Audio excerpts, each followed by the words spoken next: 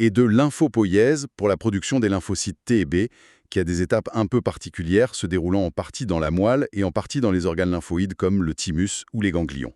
Mais tout part bien de la cellule souche pluripotente commune. Et qu'est-ce qui contrôle tout ça? Parce que j'imagine qu'on ne produit pas au hasard. Si on a une infection, on a besoin de plus de globules blancs, non? Absolument.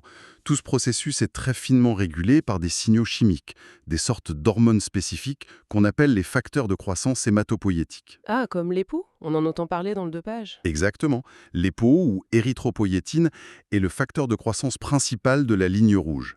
Elle est produite par les reins, surtout quand l'oxygène manque, et elle va stimuler la moelle osseuse pour qu'elle fabrique plus de globules rouges. Et il y en a d'autres? Pour les plaquettes, par exemple? Oui, il y a la TPO, la thrombopoïétine, qui stimule la production des plaquettes par les mégacaryocytes. Il y a aussi des facteurs qui stimulent les différentes lignées de globules blancs, comme les GCSF pour les neutrophiles. Chaque lignée a ses régulateurs produits en fonction des besoins de l'organisme. C'est un système de communication très sophistiqué. C'est fascinant, cette régulation. Et si on soupçonne un problème dans cette usine, dans la moelle osseuse, comment on fait pour aller voir? Alors, les deux examens principaux sont le myélogramme et la biopsie médulaire. Myélogramme, ça consiste en quoi? C'est une ponction, généralement dans l'os plat du sternum ou dans la crête iliaque à l'arrière du bassin. On aspire une petite quantité de moelle osseuse liquide, on l'étale ensuite sur une lame de verre, on colore et on regarde au microscope. Et qu'est-ce qu'on regarde? On évalue la richesse globale de la moelle, on compte les différentes familles de cellules en pourcentage et surtout, on observe la morphologie des précurseurs à tous les stades de maturation pour voir s'ils sont normaux, s'il y a des blocages, des cellules anormales. Ça donne une image très précise de ce qui se passe dans l'usine. Et la biopsie médulaire, c'est différent? Oui, là on ne se contente pas d'aspirer du liquide, on utilise une aiguille spéciale pour prélever un petit cylindre d'os contenant la moelle. C'est un peu plus invasif. Et quand est-ce qu'on fait ça plutôt qu'un myélogramme? Surtout si le myélogramme revient pauvre, c'est-à-dire si on n'arrive pas à aspirer grand-chose, ce qui peut suggérer que la moelle est vide ou fibreuse, ou si on suspecte un envahissement de la moelle par des cellules tumorales ou une fibrose qui rendent l'aspiration difficile. La biopsie donne une vue de l'architecture de la moelle. Compris. Revenons un peu sur l'hémoglobine. On a dit que c'était la protéine clé des globules rouges pour l'oxygène. Pourquoi est-elle si importante, si centrale? Parce que c'est sa fonction même. Sans hémoglobine, le globule rouge ne servirait pas à grand-chose pour le transport d'oxygène. Elle constitue près de 95% des protéines à l'intérieur du globule rouge. C'est vraiment l'acteur principal. Et sa structure, elle est complexe? Oui, c'est une structure assez élégante et complexe. C'est ce qu'on appelle une chromoprotéine. Chromo parce qu'elle est colorée, elle donne la couleur rouge.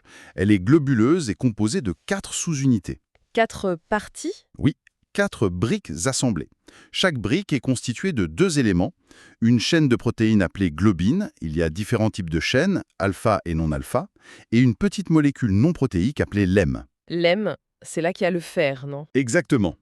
Au cœur de chaque molécule d'hème, il y a un atome de fer, sous forme ferreux, Fe++. Et c'est précisément cet atome de fer qui a la capacité de lier une molécule d'oxygène aux deux. Ah, d'accord. Donc, comme il y a 4 M dans une molécule d'hémoglobine, Elle peut transporter 4 molécules d'oxygène au maximum. Quand elle est chargée en oxygène, on l'appelle oxyhémoglobine. Quand elle a libéré son oxygène, c'est la désoxyhémoglobine. et sa fabrication, elle se fait en même temps que le globule rouge? Oui, la synthèse de l'hème et celle des chaînes de globine sont deux processus très coordonnés qui se déroulent pendant la maturation de l'érythroblaste dans la moelle. Ça s'achève dans le jeune globule rouge, le réticulocyte. Il faut un équilibre parfait entre la production d'hème et de globine. S'il y a un déséquilibre, ça peut entraîner des maladies. Comme les thalassémies, c'est ça? Hmm. Un problème de chaîne de globine? Oui, par exemple, les thalassémies sont dues à un défaut de production d'une ou plusieurs chaînes de globine. Et il y a d'autres maladies, les anémies sidéroblastiques, où c'est la synthèse de l'hème qui est perturbée. Et à part transporter l'oxygène, elle fait autre chose, l'hémoglobine? Oui, elle a des rôles secondaires mais importants. Elle participe un peu au transport du dioxyde de carbone, CO2, des tissus vers les poumons, en sens inverse de l'oxygène. Elle joue aussi un rôle tampon pour maintenir le pH du sang stable. Et elle peut transporter autre chose que l'oxygène?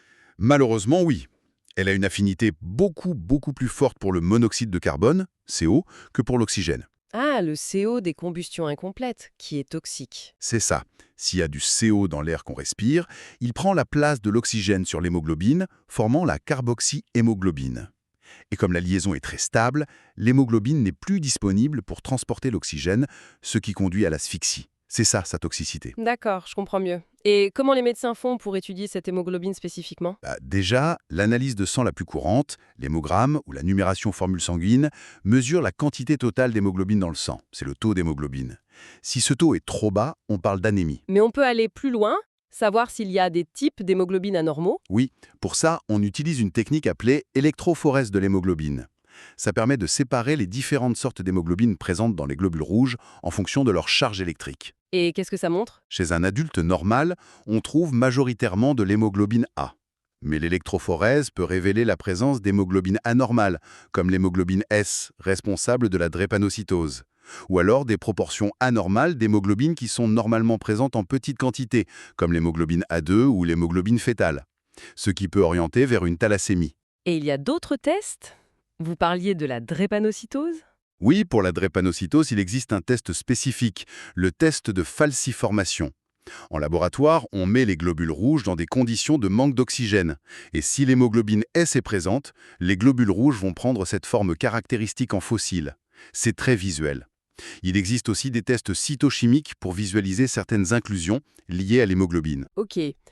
On a parlé de la naissance des globules rouges, de leur travail avec l'hémoglobine. Mais ils ne vivent que 120 jours. Qu'est-ce qui leur arrive après? Comment ils meurent? Ils sont éliminés, détruits.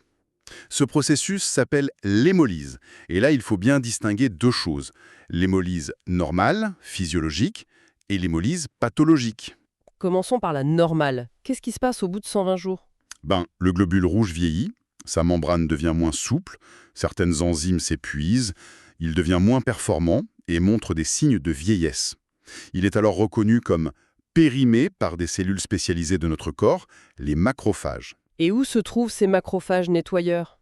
Principalement dans la rate, mais aussi dans le foie et dans la moelle osseuse elle-même. Ces macrophages vont manger, phagocyter les vieux globules rouges. C'est ce qu'on appelle l'hémolyse intratissulaire, car elle se passe à l'intérieur de ces tissus. C'est la voie principale d'élimination. Et c'est un processus équilibré. Oui, parfaitement. La quantité de globules rouges détruits chaque jour est exactement compensée par la production de nouveaux globules par la moelle osseuse, l'érythropoïèse. On en a parlé. C'est un recyclage permanent et bien régulé.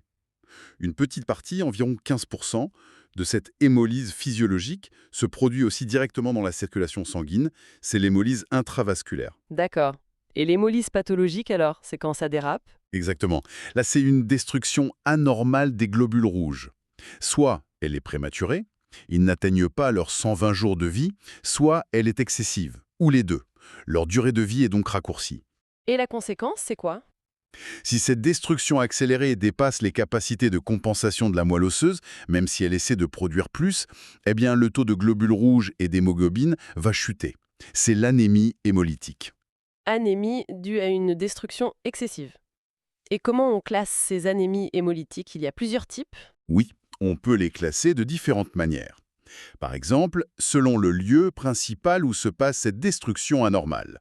Si c'est surtout dans la rate et le foie, on parle d'hémolyse à prédominance extravasculaire.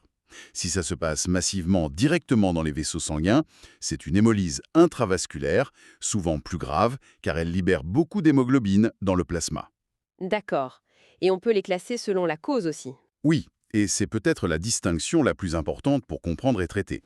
La question clé est-ce que le problème vient du globule rouge lui-même ou d'un facteur extérieur? Alors, si ça vient du globule rouge, On parle d'anomalies corpusculaires ou intrinsèques. Le globule rouge a un défaut de fabrication en quelque sorte. C'est souvent une cause d'origine génétique, donc congénitale, présente dès la naissance, vous avez des exemples? et fragile. Ou un déficit en une enzyme protectrice à l'intérieur du globule, comme le déficit en G6PD, qui le rend vulnérable à certains stress oxydants. Ou encore, bien sûr, une anomalie de l'hémoglobine elle-même, comme dans la drépanocytose ou les thalassémies, qui rend le globule rigide ou instable. D'accord, donc là c'est le globule qui est fautif. Et l'autre cas? L'autre cas, c'est quand le globule rouge est initialement normal, mais qu'il est attaqué et détruit par un facteur extérieur. On parle alors de causes extracorporéelles ou acquises, non génétiques en général. Et qu'est-ce qui peut agresser les globules rouges comme ça? Plusieurs choses. Ça peut être des causes immunologiques, Le système immunitaire se trompe et fabrique des anticorps contre les globules rouges. C'est le cas des anémies hémolytiques auto-immunes, HAI, ou lors d'accidents transfusionnels si on reçoit du sang incompatible. Ah oui, et d'autres causes? Il peut y avoir des infections, le paludisme par exemple, où le parasite se développe dans les globules rouges et les fait éclater. Certains médicaments ou toxines peuvent aussi déclencher une hémolyse. Et puis, il y a des causes purement mécaniques. Mécanique, comment ça? Par exemple, si le sang passe de façon très turbulente à travers une valve cardiaque artificielle défectueuse ou dans des vaisseaux très abîmés, les globules rouges peuvent être littéralement fragmentés, cisaillés.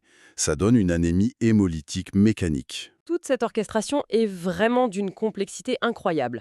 Bon, changeons un peu de sujet, on a parlé de la vie, de la mort des cellules, mais que se passe-t-il en cas d'urgence? Si on se coupe, on saigne, comment le corps fait-il pour arrêter ça? Domaine de l'hémostase. C'est un autre système essentiel conçu pour maintenir l'intégrité des vaisseaux et empêcher le sang de s'échapper. C'est un processus qui se déroule en plusieurs étapes, mais elles sont très intriquées et se produisent presque simultanément. D'accord. Quelle est la toute première réaction? La toute première réponse, c'est ce qu'on appelle l'hémostase primaire. Son but est de former très rapidement un bouchon temporaire au niveau de la brèche.